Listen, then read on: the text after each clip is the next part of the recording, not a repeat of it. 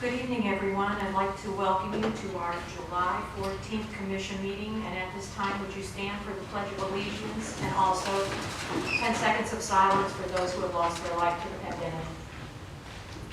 I pledge allegiance to the flag of the United States of America and to the republic for which it stands, one nation, under God, indivisible, with liberty and justice for all.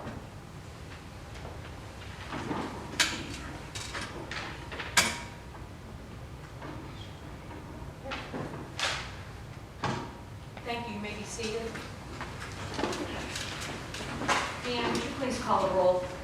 Commissioner McCall, Here. Vice Mayor Hanna, Here. Commissioner Fly, Here. Commissioner Hoofnagel, Here. Mayor Kennedy.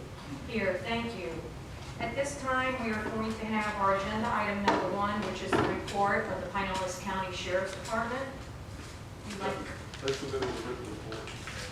yes, they did. And so did our fire department. PSTA also submitted their report. With that, we'll go to public comments.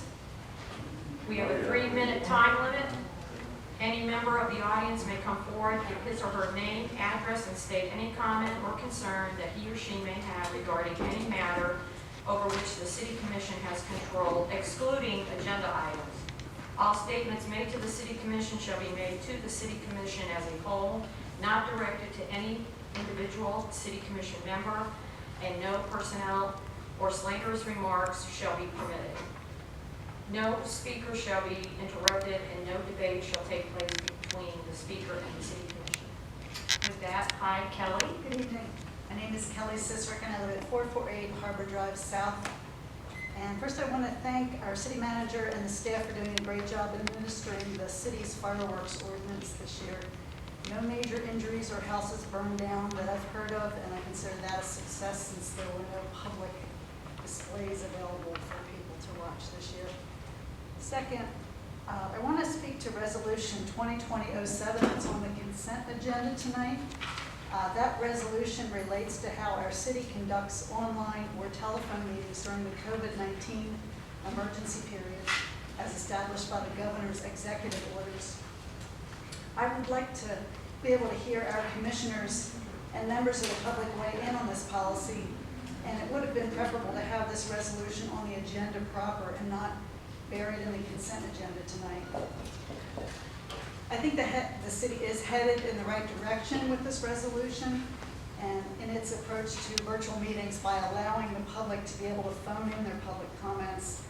I participated in several Zoom meetings, and I found that a lot of the meeting participants, including myself, have problems raising their hand in the online format to be able to speak at the appropriate time. I think that public comments via phone is a better option than online participation, but with several caveats. First, I think you'll need 2 phone lines so that a second caller can get through when you take up controversial items like on-street parking and golf cart changes. One phone line will cut it for that. Instead, it would be helpful to designate line 1 and line 2 and rotate those callers so the next in line can call in on the unused line. Also, public comment needs to be accepted on each agenda item after it's discussed. It's not sufficient to have a single comment period at the beginning of the meeting to cover all agenda items. That's how I currently read the resolution, and if that's the current plan, I don't think it's sunshine law friendly. A public comment period should be permitted at the end of each meeting for any agenda or non-agenda item, so no one's comments are missed due to busy phone lines or technical mishaps. We used to have public comment period at the end of each meeting, and I think it's appropriate to renew that policy now, at least temporarily, until we go to in-person meetings full-time again. Thank you. Thank you, Kelly.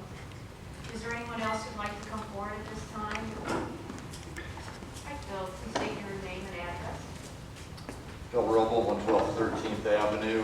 First of all, I'd like to thank the city for the parking on one side of the street only. That's going up in a lot of areas. I still think, though, the public needs the signs to be dumbed down a little, because it says no parking with 2 arrows. And unfortunately, I see people parking and saying, well, the arrow's only pointing right there. So I mean, if next time we buy signs, I think it would be a great idea to say no parking this side of the street. And on that, I understand that we're gonna be looking at the parking again, and I just hope that they don't do away with parking on the streets completely. I think one side should be left open for the public with those signs that say no parking on this side of the street on the other side. With that said, the fireworks, yeah, it was, I mean, everyone did a great job on that. I'm glad that that went forward and it was safe, and I went out to the beach and it wasn't wall-to-wall people. Thank you. Thank you, Phil. Is there anyone else who'd like to come forward at this time?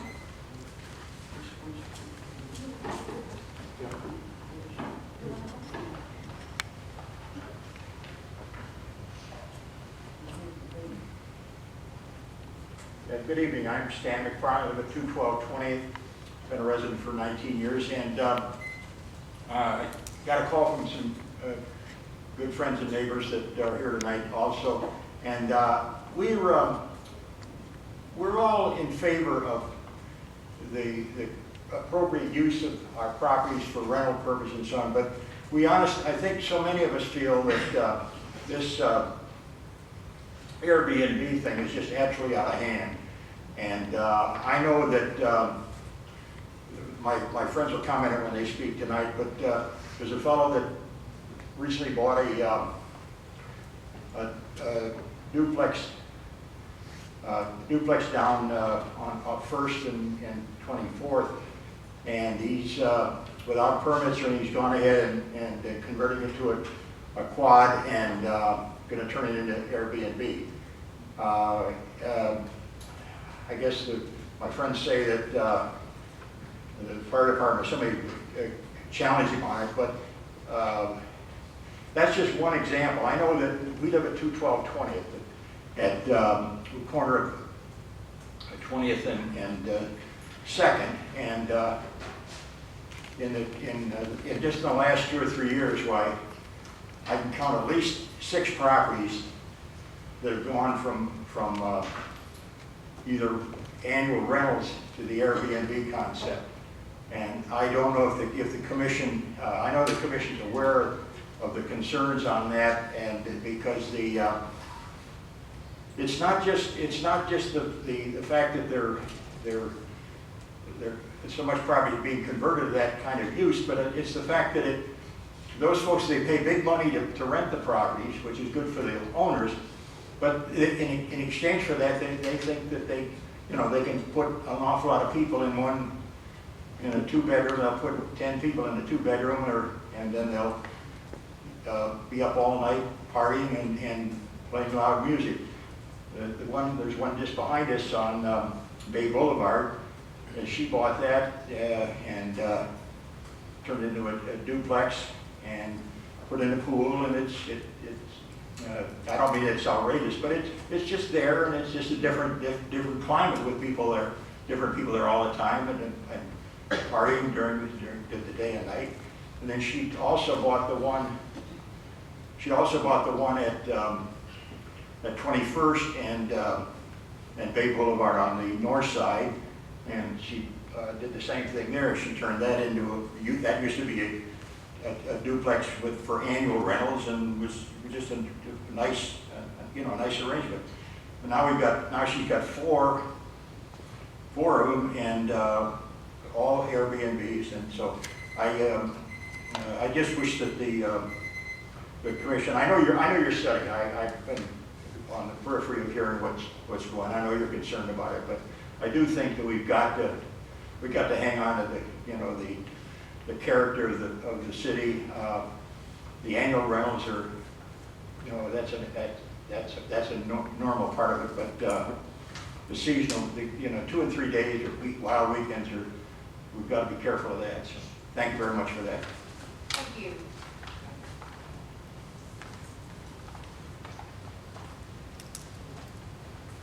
Good evening, Francesco Di Maria, 2407 Bay Boulevard.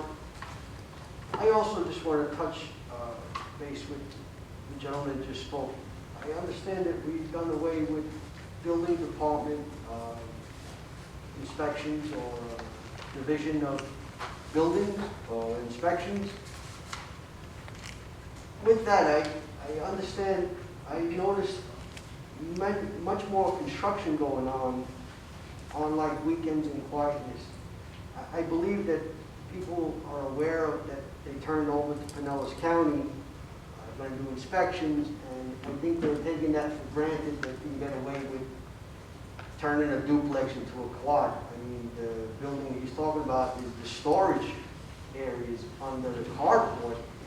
I mean, there should be a certain regulation of occupied space. Bedroom should have a window and a closet. You know, there's rules. On that note, you know, I'm not against the Airbnb, but when you cram 10 occupants into a 2-bedroom, 1 bed, in the time of epidemic, they're from out of state, they're jeopardizing, you know, our houses, some of them are 6-7 feet apart, separated by a chain link fence or not. And you have an influx of people from different states, and, you know, they're vacationing, so they're loud, they're hanging out, it's nice. I just think now, at this particular time, and I'm not afraid of the pandemic, I just think that there should be a holdover at the least of 3 days. You know, these regulations stand and nobody's obeying them because nobody checks on anything. It's just, you know, everybody's making commissions and nobody's thinking of their neighbor. And for instance, the 4th of July, the garbage wasn't picked up, and I have an Airbnb next to us, there's 5 units. So they didn't pick up the garbage for some reason on Friday. So the garbage stayed all weekend till, I don't know when they came back. I mean, just smelly, overfilled. It just looked and smelled horrendous. And a wedding party happened to stay in this building. We rented 3 units. 32 people were in this building. It was a free-for-all, and the garbage and the children, they brought a dog with them. You know, it was a pit bull. It was cute, it was nice, but they had no business bringing the dog to a property where it wasn't allowed. But it didn't matter. They were here, and the dog was staying. They left the dog in a kennel overnight outside, in the rain. You put yourself in these predicaments with people, strangers, and you want to just defend your property and your neighbors, and you might end up getting to an argument or an altercation just for standing up for your common consideration. And I just think there should be a little more oversight on properties and see if they have smoke detectors, if they're up to par. You know, you cram 10 people in a bed, in 1 bedroom, 2-bedroom, 1 bed. I don't think it's sanitary. And, but I'm not one to tell people how to live. I just think there should be a stronger oversight on what's going on at the moment. The other thing is the overcrowding. I have a YouTube sensation who lives on my corner. At any given weekend, there's 100 kids parked around my house and partying on the beach, and disrespectful. They leave their garbage before they get in the car, and if you say something to them, they automatically curse at you. It's really appalling. I live on Bay Boulevard, so when you line all these You're going to have cars to up wrap it up. You've on got one 3 side, minutes. if you're coming down the other way, I see an elderly woman almost lose her life because 2 cars don't fit on these roads. So with that, I just hope that the city looks at the signs and the Airbnbs and everything else. Thank you for your time. Thank you. And we'll address those comments. And you may come up, Ann.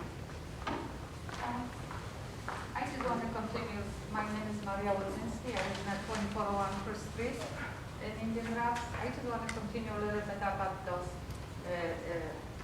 short-term rentals, because we're talking Airbnb, but we're talking not just Airbnb, so many different companies renting those units.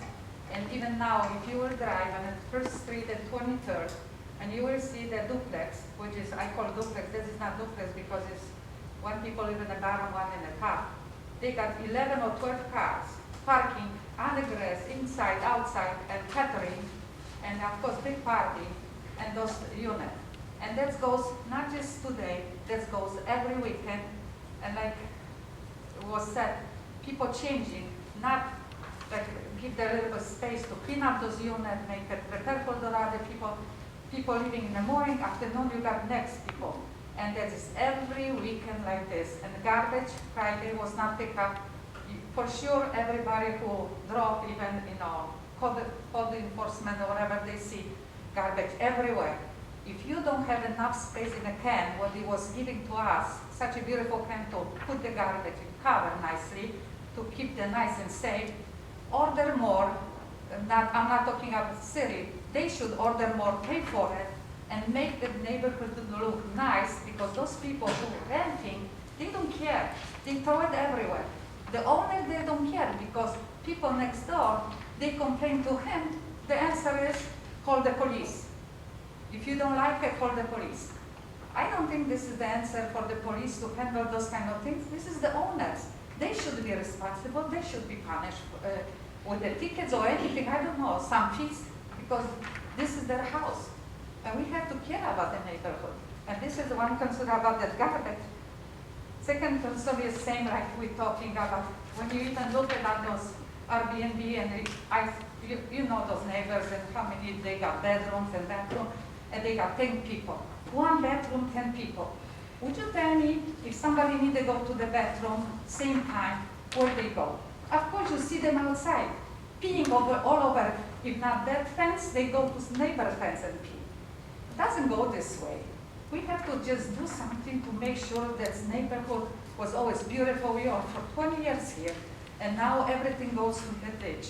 That has to be under control.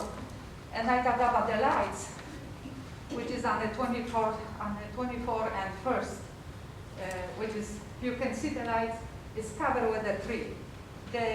From the city, they came, they cut a little bit in the bottom, but they didn't open the lights. The light is covered, the lights is not work, is still not working already for so many weeks. And even you call, nobody just do anything. That's what is my concern. On the 24 and 1st Street, the lights, which is on the front of the duplex, what we're talking about, they're changing now to 4 units duplex with the little house, little rooms on the bottom. Thank you so much. Did you get this lady's name? My name? Yes, ma'am. Maria Wodzinski. Maria. Maria. 2401 First Street. Yes. All right, thank you. Thank you.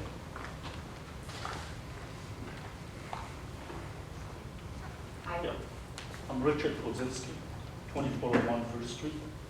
And I want to comment on that duplex, what they remodeling right now. I was asking one of those guys over there what they're planning to do. And he says you're going to turn this into a duplex. And in the 2-floor, ground floor, they're turning into an apartment. And then on top, they remodeling the pool. And I'm thinking to myself, my God, on 23rd and 1st Street, the way my wife was saying that, you know, you got 11 cars, and we're gonna be living right across the street and seeing all those people and screaming in the pool. And I don't think this is really right the way that vacation rental operates right now. Thank you. Is there anyone else who'd like to come forward at this time? Can I go again? No, I'm sorry, I can't have you go again. There's so many, like, things concerning, I'm not saying we need Sir, to debate. Presiding officer said no further comment. Thank you. With that, I'm going to close the public comment, and we will go to reports. Are you going to do is there anything that you would like to comment on tonight, Randy? No comment. We are preparing for the workshop next week, a bevy of issues to discuss. And other than that, pleasure to be here on the occasion of this meeting, and thank you all for being flexible as we continue to navigate this. City Manager Greg Menz, anything that you Okay. And the commission?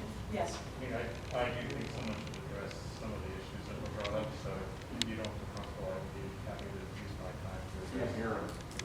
You have to speak We can more to both, the we can both talk. Do you like to just have a few comments? Go ahead. I want, sorry if it was hard to hear, but we're spread out and the microphones are not in the right spot. I wanted to address two matters that were brought up. The outsourcing of the building permit process did not change our building codes. It did not change our code enforcement capabilities. In many cases, inspections were done by the county anyway. So the construction happening without a permit is still under the purview of the city. A phone call placed to the city manager, code enforcement, is the right way to voice that so that you can get it addressed. We take it very seriously as a city. It's not something that we've outsourced, and it should be looked into. It just has to be noticed to the city manager.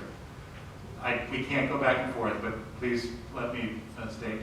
The second issue that was brought up on the short-term rentals, quality of life issues that arise in the short-term rentals are also under the code enforcement purview of the city, things like garbage left out.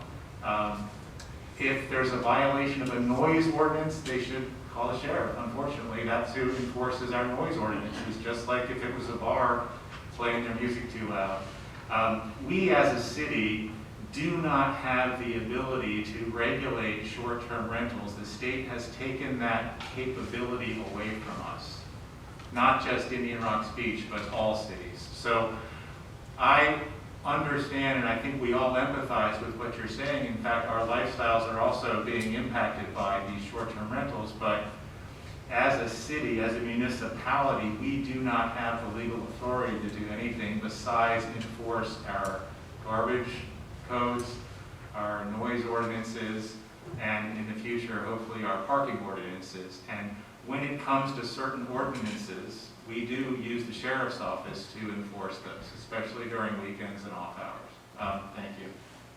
The other piece is the fact that you have the ability to write to Nick DeSeglia, who is our representative, and he serves on one of the committees that has to do with short-term rentals. He lives in Indian Rocks Beach, and it's very important to write to him because you can write an email to me and I will forward it to him. He's the one that you need to get this to because any changes that are made to the vacation rentals are going to have to go through the state at this time. Nick DeSeglia. Okay? Is there anyone on the commission who would like to address this at all that we might have missed? Ed and I might have missed something that you think is important. Mayor, may I briefly just intervene Yes, sir. to add, and apologies for interrupting your city commission comments. I just wish to add, from the legal standpoint, of course, we sympathize with the frustrations as a property owner that you're encountering. We don't mean to in any way minimize or invalidate that. As Commissioner Hoofnagel alluded to, there are legal limits to what we can do. That said, the issue of short-term rentals in Indian Rocks Beach has been analyzed, discussed, considered, followed, almost like religion over the last 3 to 4 years here, culminating in an ordinance that is facilitating the ability of the city to track, monitor, and know who to hold accountable on a property-by-property basis. Everything that Commissioner Hoofnagel said is exactly right in terms of how code enforcement works and alerting us or alerting the sheriff depending on hours and depending on the nature of the violation. Similarly, the remedy primarily to your concerns about short-term rental woes. Obviously, a sitting member of the House of Representatives in Tallahassee is not going to handle code enforcement to you, but inasmuch as you wish to see a policy change, that policy change needs to first come from Tallahassee before the Indian Rocks Beach City Commission can do more about it in the ways that its residents want to, and quite frankly, its commission wants to. And that's a bigger discussion that's been had ad nauseum for some time, but I just want to make sure, only because there are some newer faces here and potentially watching as this is broadcast or made available online, to make sure that those new faces know this is something your commission has worked very diligently on and continues to monitor very closely alongside your residents, the residents. It's been a partnership, I can tell you, by way of example, you know, some of the members present tonight will come up to me and make sure our tracking of the statutes and ordinances align. And so I just wanted to make sure it was clear that in addition to the ordinances that regulate the nuisance aspects of any kind of property use, trash, parking, etc., there also is, in as much as we are capable of having one, a short-term rental ordinance that the town has adopted and implemented that aligns, to the best of our knowledge, with the operative law. So I just wanted to make sure that was very clear. I apologize for speaking, but could you just address the zoning issue? Doesn't the city have control over zoning? No, sir. We cannot restrict the operation of short-term rentals at this point. But what And about nothing in changing its the zoning? This has been analyzed at length, and rather than engage in a colloquy about this, I'll turn it back to the city commission. We cannot engage in duration, frequency, and Prohibition. exactly. So those are the three that we cannot, those have been taken over by the state. Diane? What if you change the zoning, though? We have no control. Diane? I had a question for Randy. Yes, ma'am. The licensing now is handled through the state, the Division of Business and Professional Regulation. Is there an avenue where complaints could be called in or sent in to them regarding any disturbances at these short-term rentals or any infractions that... The DBPR website makes There is clear how those issues should be addressed, especially, there was not a new statute passed that I'm recalling at this moment, this session. There was one, and then, much like in the years past, a major current event happened and everything changed. DBPR's stronghold came especially with the pandemic when the state started issuing orders specific to the operation of short-term rentals and occupancy. The city's ordinance also contemplates receiving certification from DBPR. So in as much as you wish to raise your concerns with this body and other agencies, DBPR is another avenue. Go through their websites, their contact means as well. We don't facilitate that, so I can't speak to the precise process. Thank you. Thank you. Is there any, Vice Mayor? Anything else, Joe? No. Okay, thank you. With that, we'll move ahead. Are there any additions or deletions tonight? Seeing none, we'll move to the next agenda item, which is the consent agenda. Is there a move to approval? Or Randy, you may read it. Yeah, there are three items on the consent agenda. Item A is approval of the June 30, 2020 regular city commission meeting minutes. Item B is resolution number 2020-07, a resolution of the city of Indian Rocks Beach, Florida, creating a best practices guide for communications media technology, virtual and telephonic meetings, providing for legislative findings, and providing for an effective date hereof. There was one narrow Scrivener's error that was noted in there where it says recognizes instead of recognized. Those kinds of things can be fixed after the fact. I wanted you to know we are aware of that in one of the provisions. And item C, reappointments to the Board of Adjustment and Appeals as regular board members for 2-year terms expiring on June 30, 2023. And those are for members Waldemar H. Clark, Jr. and Stuart DeVore. Those are the items on the consent agenda, Commissioners. Thank you very much. With that, is there a motion? I would like to make a motion to approve the consent agenda and also have a comment at the end. Is there a second? I'll second. Second. Would you like to state your... Yes, I wanted to thank the citizen who brought up the concern about this best practice guide. I had gone through it a couple times. I believe it sets a template. I don't think it changes the Roberts rules or in any way the ordering of public commentary. And so any of those concerns that may have been raised, I'm 100% confident we can address those in the implementation of this. Thank you. Diane? Anything? Okay, all in favor? Aye. Motion carries. We are on to agenda item number 6. This is a BOA case number 2020-04, 124 13th Avenue. With that, Randy?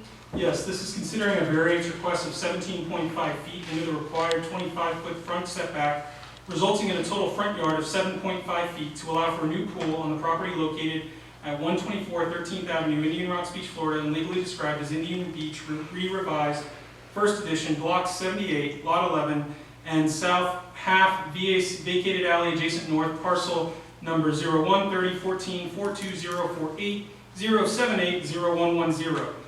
As this is a variance request, this is a quasi-judicial hearing. In the last 3 months, we've not had one, so by way of reminder, in a quasi-judicial setting, you are not making the law, but rather applying the established law within your community to the facts and evidence presented to you today. You are to consider competent substantial evidence in making your determination of those, whether or not the legislative criteria established have been satisfied. Before we begin, has anybody on the commission conducted any site visits for the limited purpose of evaluating the application before you? No. No. All members responding in the negative. Have any of the members had any ex parte communications with the applicant prior to today's hearing? No. No. I did receive a text from the owner. Could you please disclose the contents of the text? Yes, I just requested if they provide a document, how many copies would be good. Thank you. Do you think that interaction in any way impairs your ability to impartially adjudicate this matter? No, it's not. Okay, thank you, Member McCall. With that, will anybody who intends to offer testimony or evidence before this body about the presentation this evening, the application for BOA case number 2020-04, including the applicant, their agent, or anybody else who intends to speak, please stand and raise your right hand.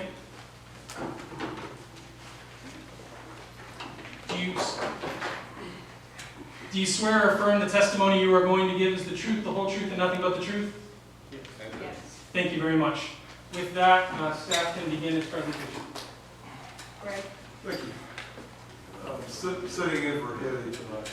This is at 124 13th Avenue's BOA case number 2020-04. As Randy indicated, it's a variance request of 17.5 feet into the required 25-foot yard setback. The applicant's intention is to build a pool in that area. This is the property in question on 13th. The area where they want to build the pool is in this area here where they previously had, I think, some ponds there. The Board of Adjustment heard the case and recommended on a 3-1 vote for denial of the request. This is a survey property, the pool. Again, they want to construct is located in this on this property. This is what's unique about this property is that when you ride down 13th and look at it, you would assume by looking at the property that I'll pull the picture here, the property that the front door is actually the address of the property, and it is not. This is first, so if you pull up and look at the front of the property, the doors going in, the main doors going in the house are here. This is 13th, so this is their property actually is addressed on the 13th side, which makes it a little unique. It's another shot looking back towards First and 13th. And this looks back to the south on First. This is the property in question. This is where the main doors are on the house. Obviously, the Board of Adjustment heard it and recommended denial. So that's what you have before you is a variance request of 17 feet into the 25-foot required setback. For sake of clarity in the record, before the presentation began, Member McCall referenced copies or an inquiry about copies. The packet you received before you that looks like this with the variance approval request printed out, that is materials provided by the applicant. The staff reporting was in your agenda packet materials and in the digital presentation. Thank you, Randy. Before we go out to have the applicant come forward, do any of the commissioners have any questions for the staff? Okay, with that, I'd like the applicant to come forward at this time. Hello, good evening. My name is Jorge Blasino, and I reside at 124 13th Avenue. This presentation, the materials that I furnished today also had a PowerPoint presentation, but I did not, it cannot be displayed, unfortunately. I do want to find out first, before I go any further, is there a specific time limit that I have to get through this in, or? Well, let's see how you go. The rules of order. I appreciate it, thank you. Thank you very much. So, I'm just gonna go through this. I wanted to start off, first of all, by thanking everyone for their time and consideration on this matter. We're very appreciative of that. And I'm gonna start with a short introduction on the property. We've been residents of Indian Rocks Beach since September of 2015. Patty, my wife in the blue there, we intend to make this our forever home, and we were looking for a place near the beach. We found this community, fell in love with it, and that's why we decided on this property. However, when we purchased this property, there were a couple issues that we ran into. If you look on your presentation, the very first page under introduction, I want to point out that the unique bill, which is a unique bill for this home, which has been already raised, it's really non-optimal. It's something that us, as the purchasers of the home that was already constructed, had no control over. We really don't have any reasonable remedy to, or way to remedy the situation of the home. I even actually contacted a contractor at one point to see what it would cost to elevate the house and eliminate the garage to give us yard space. That was not something that was reasonably within our reach to do, and basically we're forced to work with what we have, with the property lines as they are. On the second page, with the hardship header on the left, I just go into some of the events that led to the hardship, because the way the home was built, the fact that there was an actual fence, a permanent fence in the backyard of the neighboring property, which is 122 13th Avenue. We come to find out later that both properties, 124 and 122, were owned by the same person. They had put up that fence going through the middle of 122, where it was only accessible from our property, the property that we were considering for purchase. So they made it appear that that half portion of the backyard of the neighboring property would convey with the sale of 124 13th Avenue. I have pictures of that on the following slides. After the boundary survey, I've got an indication on this particular page. If you turn to the one with the survey, you'll see that there's a picture on the bottom right that illustrates three things. The entrance that was discussed that's unique to our home, it's on First Avenue, although we have a 13th Avenue address. Also, the original fenced-in area, which is located, as we're looking at the house, it would be on the north side towards the back left of the picture, right where the red arrow is. That's the portion of the backyard for 122 that was literally fenced off and only accessible through our property. We discussed that with the realtor that was selling the home to get a clear yes or no answer as to whether that conveyed with the property. They simply would not answer us, and we believe that the reason for that is because they were having trouble selling the home because it took up the full footprint. There was no yard, so we were deceived. But we did, of course, you have to get a survey. So we went and applied for the survey. We confirmed that that part would not convey. We're already deep into the deal at this point. We weren't going to back out. We had already lost a previous deal on a home in a different location. And we didn't want to lose this house because we fell in love with it. So at that point, we contacted the owner that was selling both properties. He did discuss with us the possibility of what he called a lifetime usage variance.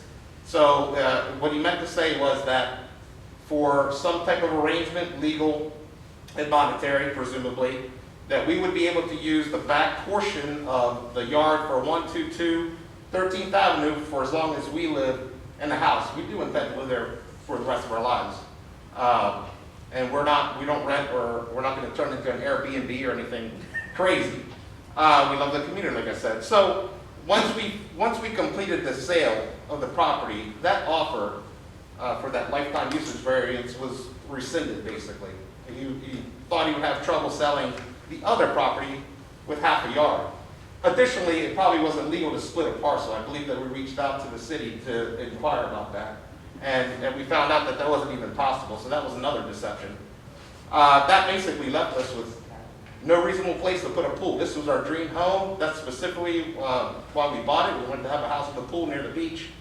And so consequently, we called various pool companies, and we had 3 come back with designs. We had been told that the only reasonable space that we could put a pool was in the south end of the property, which is technically the front yard. We always viewed it as the side because we enter in on First Avenue. Excuse me one second here. So the pictures of the fence are there. Ironically enough, you can see that the picture on the bottom right here is a flooded yard, which is a pool in itself. But that was after one of the storms that we had. It just illustrates that that fence was literally there. These posts were driven 3-4 feet to the ground. It was a permanent fence. And it took quite a bit of effort to remove that. On the following page, what I have illustrated here are pictures of the area, the front south property. That picture is probably several months old because I can still see our beautiful arecas and palms that I miss greatly. We had all that beautiful foliage in front of the house, and the picture all the way to the right, this is as the property currently stands today.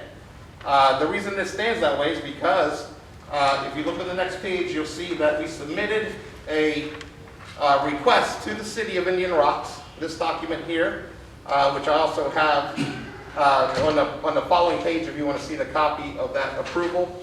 I specifically stated that we were building a pool and that we wanted to remove those trees for the reason of installing the pool.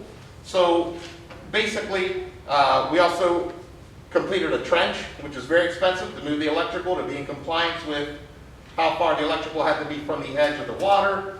That was an expensive project. We had to reroute temporarily the sprinklers, which was another expensive project. So all this work we did in preparation without there ever being an indication from either the county or the city who are the tree removal that there was ever going to be any issue or problem with putting the pool in that area. So we marched forward. We're thousands of dollars in at this point. If you turn to the next section, it's called precedents. In this section of the presentation, I just drove around our beautiful town, and we used to walk around and bike and everything, and walk the dog. I just pointed out a couple of properties that have either one or both elements of what we're looking to do at our home. These are corner lots that may have a tall fence in the front, maybe a 6-foot fence. Not something that we're necessarily looking to do. We're fans of foliage. But the fact is that there are large fences in front of homes, 4-foot, 6-foot. There's also pools in front yards. So I went to a couple of these properties, the main one being on 2508 Bay Boulevard. That particular property actually has a 6-foot fence. If you look at the picture that's provided, you see a white mailbox. That fence is not only a 6-foot fence in the front yard with a pool behind it, but that fence is less than, I took a measurement, and it's less than 7 feet from the curb. So I have, and allegedly these people were able to complete this project without a variance request. I have no idea if that's, true or Let's not. stick with your property if we can. Very well. Thank you. Very well. Okay, am I allowed to go over precedents though? As it relates to variances, there's no precedent on other properties. It's simply your property that's at issue today, sir. Okay. All right, well, that's the same thing that I thought we were gonna have the ability to discuss that. That's what we were told during the. You can certainly raise any initial- points you wish to raise. I'm telling you, for purposes of this body's analysis, It's not considered. what has been done at other properties is not competent, substantial evidence of the factors for your property. Okay, all right, I understand. I just want to raise the point that if others were allowed to do that, we feel that it should be considered. But This is your I time, understand. sir. Use it as you wish. Okay, the next thing is the building plan. It just explains we're looking to put a pool in the south part of the yard, accompanying a legal barrier. Of course, you have to have that, whether it be a kiddie fence or some type of barrier to keep the pool safe. And also, we would like to add additional landscaping. We miss, as I stated, our beautiful landscaping that we had there before. I've got a diagram rough diagram of what the pool's supposed to look like. It does include a tree. We want to add trees back. I took out 3 large trees, technically 6 because Areca palms are trees. And we want to reestablish some of that or put some more greenery back in that area to beautify the corner again. The very next page shows our neighbor's property. There's a small, I believe it's a 3-foot fence, kind of like a picket sort of looking fence. Our neighbors are very friendly. They're from Massachusetts. They recently decided to move here full time. They are in support of this request that we're submitting today. And we discussed the fact that the fence there in that area does need to be replaced. It's very old, it's falling apart. I've screwed in several of those boards and fixed them to keep them straight and keep it nice looking for him while he was away. Following page, under the petition and conclusion header, we did submit materials with signatures, a petition that we walked around the neighborhood specifically to anyone within 150 feet that was a live-in resident, because there's several rentals in our street. So we weren't able to get everyone's signature, but everyone that was there and available signed and approved. We have 18 signatures from our neighbors. We're also furnishing 2 letters, one from our immediate neighbor at 122 13th Avenue, and the other one is from our neighbor directly across the street, who's the only one that has the straight eye shot and is not renting the property. That would be Mr. and Mrs. Yanez. They're located at 1213 1st Street. And I have a copy of both letters. And behind that page, you'll see the actual letter in larger print, so it's easier to read. That they are in support of this request. They had no objections. They point out, both of them, that they love the way that we keep our home manicured. We walk around the neighborhood lots. We do notice that there's a lot of yards that are very unkempt. We've never kept our yard. We take pride in it. Like I said, we love our community. We plan on living the rest of our lives out here, and we want to make sure that our home is always pristine. And then in conclusion, on the very last page, I just have a couple of points here, specifically for this request and for this property, that approval of this particular request is not going to confer any special privileges to us as applicants. Again, based on precedents, and I understand that that may or may not be considered. Now, it will also not deprive any other owners within the area, our neighbors, of the use or enjoyment of their properties in any way, shape, or form. We're very quiet. We're very clean. We don't have large parties that are raucous. So we are very respectful and considerate of our neighbors. Also, this project would not be injurious to the area involved or be considered otherwise detrimental to public welfare in any way, shape, or form. We had no power to control how the home was built. Allegedly, there was a third party that was entrusted to design the home for someone that lived out of state. That's how we ended up with this unique home, although inside we love it. The request to build a pool in that described location is for, we feel, for use of the property it's definitely within our property lines, and we feel that it's reasonable. It doesn't encroach on city land, so I don't think we're asking for anything above and beyond from what we've seen. The addition of the pool is not going to result in any undue burden to the city for future development, and it's definitely not going to result in anything that's going to be considered an eyesore or anything unsightly. And with that, I conclude my presentation. I thank you all very much for your time, and thank you for allowing me as much time as you did. I really appreciate it. Thank you. Before you sit down, Yes. Do any of the commissioners or does the vice mayor, anyone have any questions for the applicant? The only question I have, Yes. rolling it back to when you purchased the property,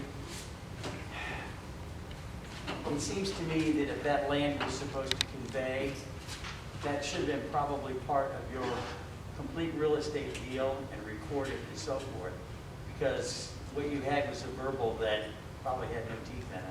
Well, I think that's the case, but we were trying to confirm whether we could, whether that could either convey or whether we could do the variance afterward The survey, we could not get an answer from the realtor. He literally would hang up the phone on us. If we asked the question, it's a yes or no question. So we tried to do our due diligence. We also had our agent. She had a hard time getting the information. We ultimately decided that the survey would be the determining factor that would definitely tell us what conveyed and what didn't. Right. It in fact did, of course. And then after we got that, we were so deep into it and we fell in love with the house, you know, and we thought we had that other glimmer of hope for that usage of the, under the variance circumstance, which we had never heard of. It's unique to us.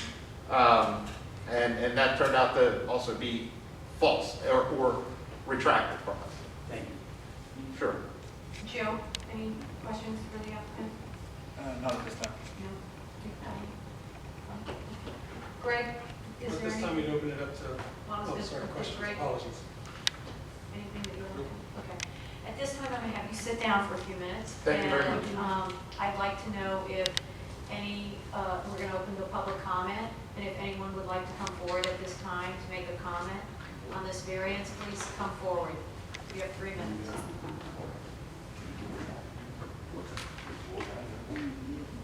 Is that me? Yes, sir. Go ahead. My name's Dave Greiner. I'm the pool builder and owner of Cotton Pools and Spas. I'm the one who they contracted with to put the pool in. There was a couple things that I wanted to bring up as I look over the survey, especially a couple precedents that I kind of look at, that I see when I look at surveys. There was a lot of misinformation that was given at the beginning. And a couple things that I'm noticing is coming up kind of different when we look at the variance paperwork and what we're doing this for. Originally, I was told that 13th Street had a 7.5-foot setback from the property line, and then the front yard was First Street and it was 25 feet from the property line, or from the street originally. There was a couple things that kind of bring a red flag up to me. Hold on 1 second. Who told you that? Where did you? It was the first when I originally called, it was planning and zoning from the beginning. And then when we called back again, I was told it was a mistake. And this is the reason why I bring this up. From First Street, the house setback, what I was told was 25 feet from the street or from the property line, would put the front of the house 10 feet in from the property line, which would be 20 feet away, it would be 15 foot in over top of the easement going into the property line at the front of the house. But the way the house is set up, which we took that and we actually built the pool on the side of the property and we pushed it 4 feet in, so it's actually behind the house.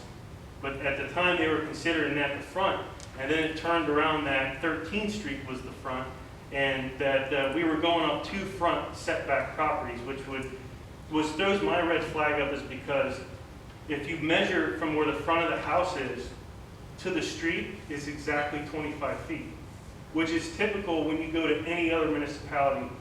You know, Pinellas County, because when I found out that they were taking over the inspections, I called just to clarify to see if I was maybe in the wrong with that.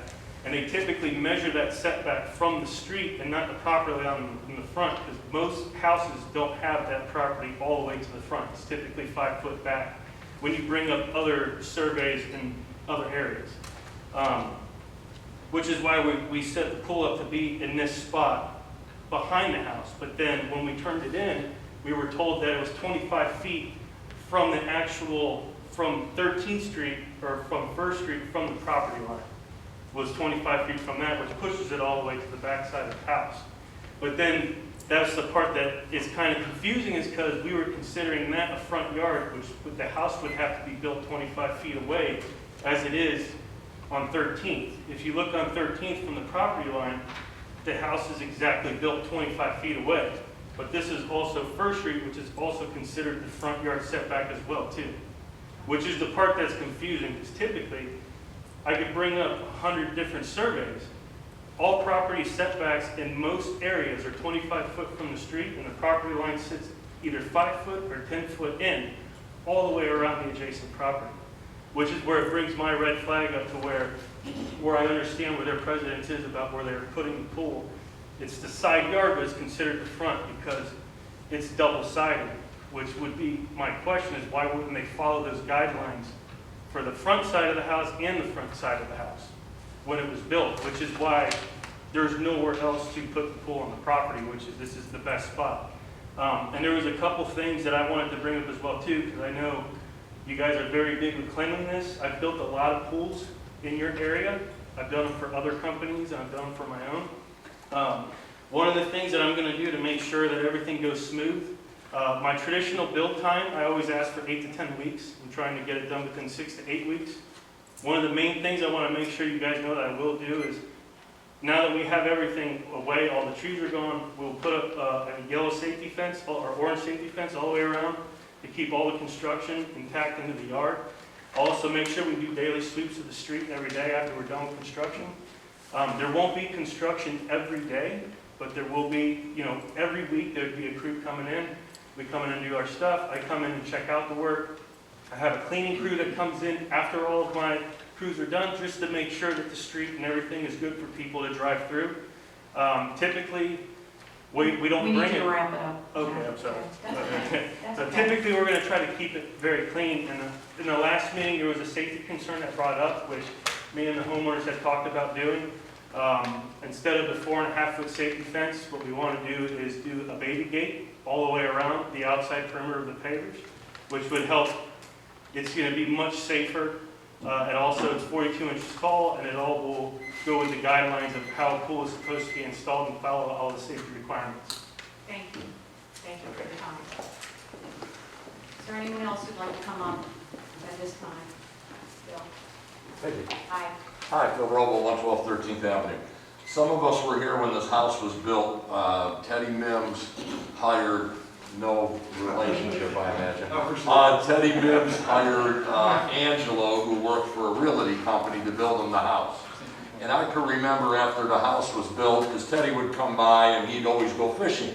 Every day he was here and I'd be out working in the yard, and he'd say, why did that man build the house he did when I could have had a garage like you, I could have had a pool, I could have had this, and he just gave this Angelo the money and trusted him, which that was the first hardship on this property, which was terrible. And also, when it was listed, I mean, because I remember when it first went up, I jumped online and looked at it, and it's like, holy cow, that's an L-shaped lot, because they advertised it as you have that, and I realized, he tried to do his due diligence, but when you're excited about buying a house, when I bought mine over here, there were some things that were like, what the heck, and I came into City Hall to get a fence permit, and I showed them where the fence was, and they told me, you gotta remove that fence, it's illegal.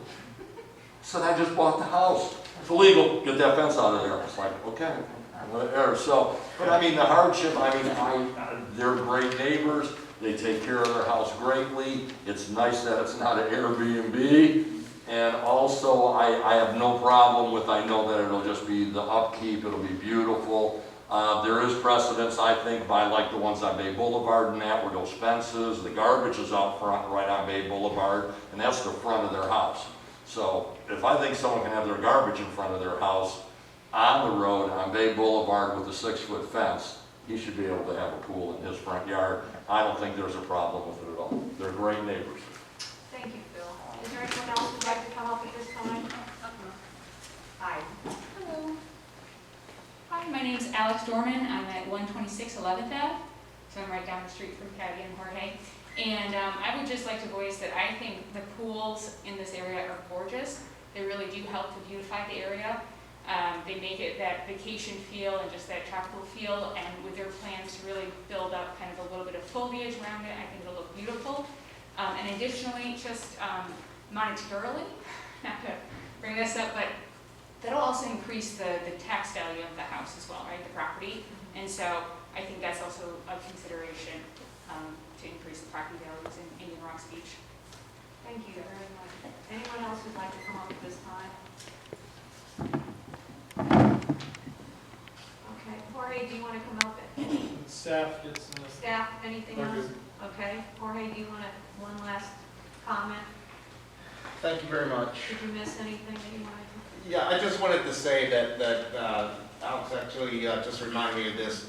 Our community is very varied, and that's something that we really pride ourselves in. It's not cookie cutter. That's the one thing that I really love about our community.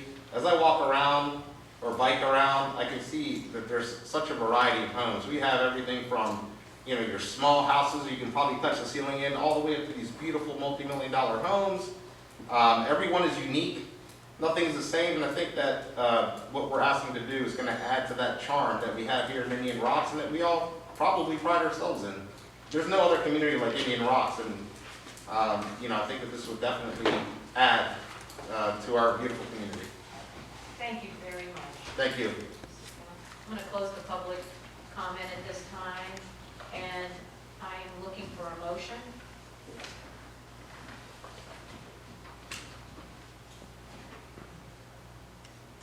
I would motion to approve the variance. Joe is going to motion to approve the variance. Is there a second? Second. Okay, any comments from the maker? Just briefly, like I say, obviously there seems to be some confusion on the front of the home.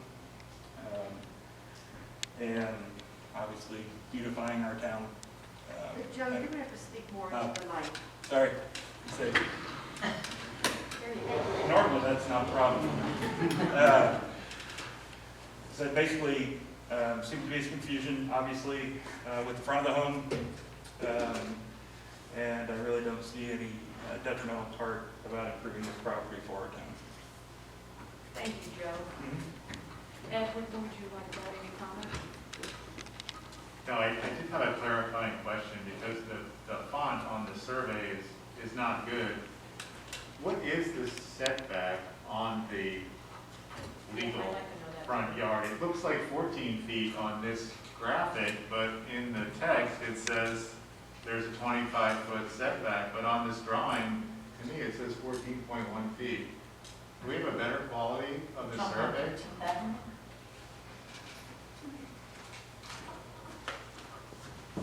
I zoomed it in, I couldn't see it. Oh, I know mine's in. Are you looking at one on First? No, that's the side yard. I'm trying to find the front yard, which is 13th Avenue. If you look, I'm trying to. It says 14. It's 14, that's not the front of the house, then there's an additional area, I'm trying to read up, I think there's about 10 more feet before you get to the front of the house. I just don't see that on the survey. It's right there, it's 13. Oh, it looks like No, 25. that's the side yard. The front yard is down on 13. I'm sorry, okay. You're looking. Yeah, you see 25 on there. Do you see 20? I don't have that. 25.1? I don't have that. 25 on there. Yeah, for the property line. Yeah, no, I don't have this. I have a better copy. Okay. Yeah, no, I see it. Okay. So it's 25 It's feet, 20, and it's what, 14 25, feet to the 20, store, 20. something like that. Thank you. No, I see it. I didn't have that printed out. I see it better. Mr. Fly, do you have any Well, I was questions? just curious, the pool's gonna go, how far from the street will the pool be? The pool itself is going to be, Sir, I need you to speak into the mic. oh, I'm sorry. I don't see a drawing of it. So if you look at the setup from, the street is actually 14 feet from the property line. I'm not talking about the street, I'm talking about the property line. From the 25 feet that you have there, how far does the pool come to the end of the property line? 7.5 foot. So the pool, you have the bottom property line here, the pool sits back 7.5 foot from that property line. And then on First Ave, it sits 10 feet. But, well, the actual pool itself is gonna be 14 feet from 13. And then, or from First, it's gonna be 14 feet. And then from, the 13th Street, the pool itself would be about 22 feet from the street. And then when they put their hedges up and everything around, I mean, you still have that 14 foot from the property line that have, a view for anyone driving through. It shouldn't block anyone's view when they're going to turn, because they'll be able to see easily down that street. I know that's a big thing too, with not being able to see around the corner in some areas because of fences and trees and stuff like that. But they have plenty of space from the actual street till it actually gets to their property line, and then we're 7.5 feet back from there. Diane, anything else? No, I'm just trying to visualize that. So then typically that house takes the whole lot now, right? Except for that 25 feet. So Yeah. the whole property will be pool and house, no green space, is that what I'm? No, there's still plenty of green space. 7 feet? Yeah, well, you have 7.5 foot from the property line, from the back, but the property line sits 14.1 back from the street. This is something that they take care of as well. So all that, all the way around that street is gonna be green space. But you also have a ton of green space, which is the actual front yard. That's all green space as well too. And actually, from what I remember, I'm trying to remember my calculations off the top of my head. I'm pretty sure after everything's said and done, we had a 42% calculated green space left over after the job was done, and the requirements is 35%. Thank you. What about the trees? I know we took out 3 trees. That ain't good, No, Judge. well, the reason I'm asking, I would like to clarify one thing though, just for the sake of clarity, this 14 feet in the area along this other side, that's all city road. That's right away? Yes, right. 14-foot right away, then there's a 25-foot Yes. setback on top of that. Yes, sir, the setback is measured from the property line, not the curve of the street. But it is true, like, any house in any right speech, pick a street, Harbor Drive, there's always an area, anywhere that, like you stand and look at where power poles are, usually from the power poles out is public property. But it's, that's typically property owners maintain the grass area. But that 14 feet in the area on the side, that's all public property. Phil, do you have any questions? No, I just usually confused. Legally, your address is the 13th Avenue, right? Yes, Okay, so that to me would be the front of the house. yes. I'm sorry that you ran into all these problems from day one. Your agent was not forthright with you, and it's unfortunate. I guess it kind of presents a little bit of a hardship, but I think I'd be asking some very strong questions at DBPR of that individual if it were me. So that's fine. Thanks for the clarification on that. Any other questions before the commission? Okay, we have a motion by Commissioner McCall and a second by Mr. Hoffnagel. Deanne, would you like to take the roll? Vice Mayor Hannah, Approve. Commissioner Fly, Yes. Commissioner Hoopnagel, No. You seconded the motion. I seconded the motion so that we could have the discussion. I didn't have a chance to comment to making the second of the motion. I asked a question. I feel that the survey is clear. Regardless of what the real estate agent said, I feel that the structure could not have been built if it weren't put on the wrong side. It's unfortunate that the house is oriented the way it is, but the survey is clear. And the staff and the Board of Adjustments have recommended to deny it based on that, and I'm concurring with them. Commissioner McCall, Approved. Mayor Kennedy. No. Motion is denied. No, Motion carries. It's a Carries. 3-2 vote. 3-2 vote. Okay. Congratulations.